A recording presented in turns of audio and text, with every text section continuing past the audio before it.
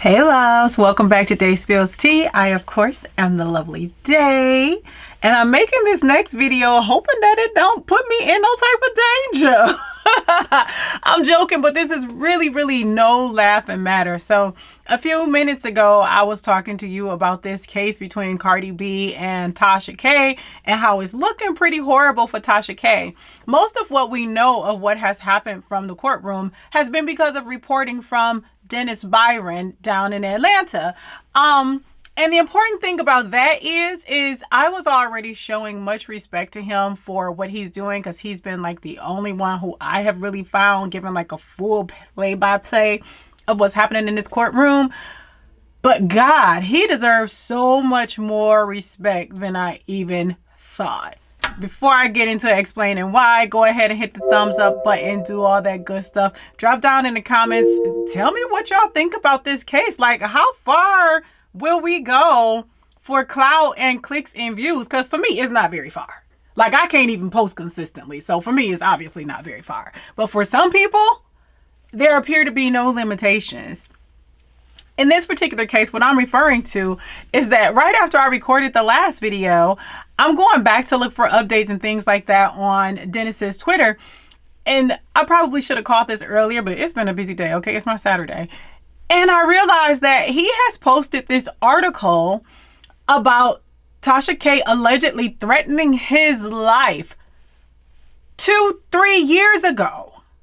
So props to him for still being diligent and reporting on what's going on, even after this person has allegedly threatened his life. And from what I read in the article, what she said was one in the head, one in the heart, talking about shooting him.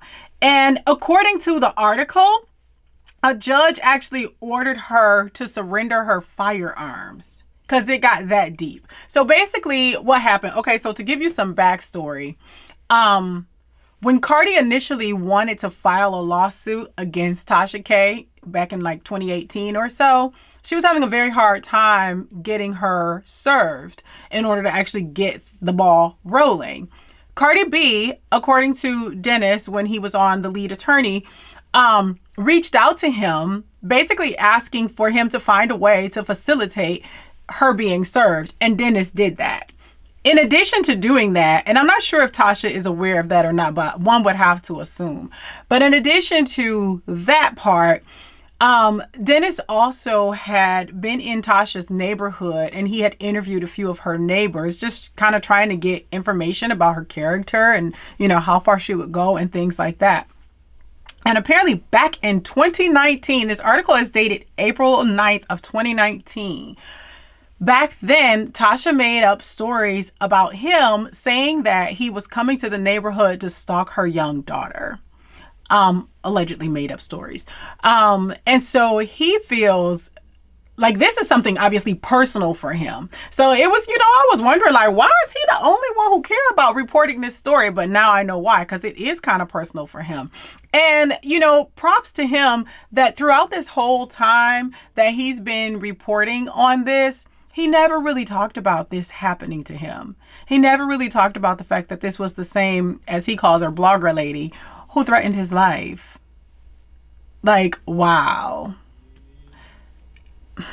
This is disappointing. Like, sis, I want to support you. I'm rooting for you. I hope you don't have to pay up all your money and lose your YouTube channel and stuff, but this is too much. You can't be threatening people's lives. And there are, of course, other people who claim that Tasha K has threatened or bullied them in some sort of way. I can even recall when the lead attorney spoke on her case being dismissed, he didn't say anything negative about her. He didn't really make any judgments about her, but she came at him full throttle. She talked about his stroke game. She talked about, like, I don't know. She just said really nasty stuff, and she swore she was like reading him up and down. It was really just a bunch of like really ignorant nonsense. But yeah, so the idea of feeling like she has the right to attack people is obviously very much present, but threatening people's lives for reporting, making up stories about them, claiming that they're trying to stalk a young child, this stuff is just, it's just completely unacceptable. this is crazy. Anyway, so I just wanted to throw out some props to Dennis for that. You're doing a great job. Thank you so much for giving us all the material that we need to share with our audiences, because we all want to know what's happening with this case. So props to you. Thank you very much. Thank you guys for watching. Bye.